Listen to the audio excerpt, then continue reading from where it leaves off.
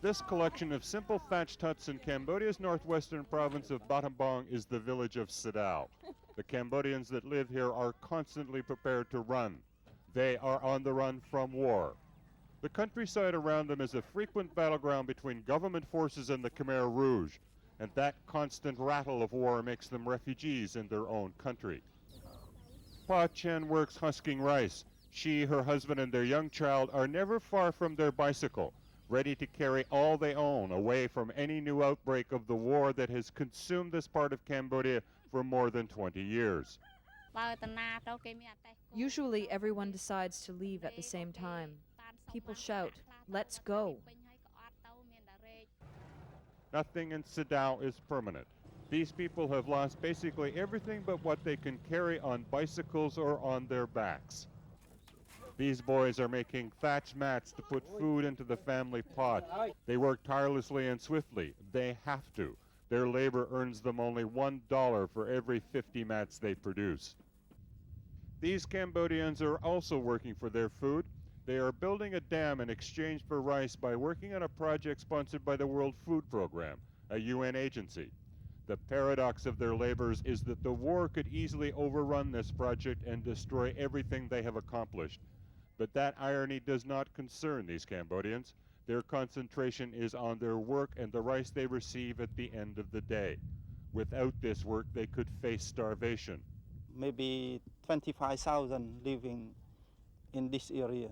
They still need food, so the government no resource to support this family, these people. Life was not supposed to be like this. In 1991, the combatants in Cambodia's long-standing civil war agreed to a ceasefire and peace.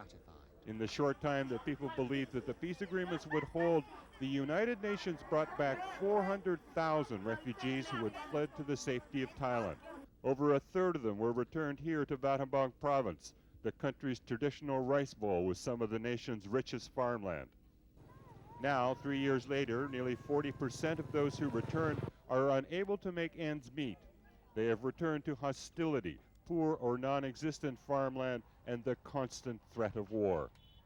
Sin Nari spent 10 years at a refugee camp in Thailand called Site 2, once the largest community of Cambodians outside Cambodia. Even though she is now back in her homeland, she is still a refugee. I am getting very old. I want to go back to my village when it's safe, but it's still not safe, so I must stay here a little longer. Nari and her neighbors are desperate. They scrounge meager incomes by collecting firewood in the heavily mined forest around their camp, or collecting bits and pieces of the military scrap metal deposited after the last battle that terrorized her and her family. Most of these people were given a promise in 1993, return to Cambodia and you will find a better life. That life turned out to be a constant cycle of terror, disruption, and uncertainty. And it's at this time of the year, at the start of the dry season, when it all begins to get worse. And this year could be the worst ever. The Cambodian military has been buying new equipment from Eastern Europe and deploying newly trained troops into the Battambang area.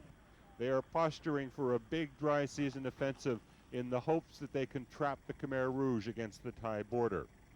But when the first rounds of artillery whistle overhead, both Po Chen and Sin Nari will again be on the run, and perhaps find themselves as neighbors, huddled along a roadside for a night of temporary safety, along with thousands of others. A sea of people, all refugees again. Simple farmers caught in the crossfire again. Ed Fitzgerald, Asia Business News, Sadao, Cambodia.